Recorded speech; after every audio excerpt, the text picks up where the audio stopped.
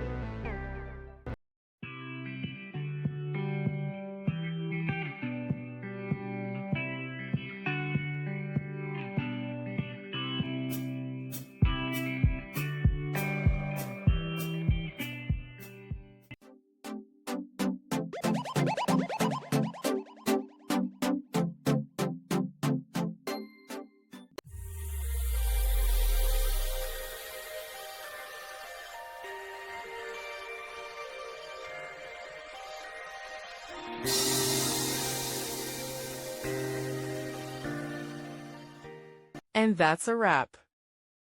I hope you found the answer you were looking for. If you did, take a second to hit that subscribe button. It really helps out. And let me know in the comments which solution worked best for you. See you next time in the debug zone.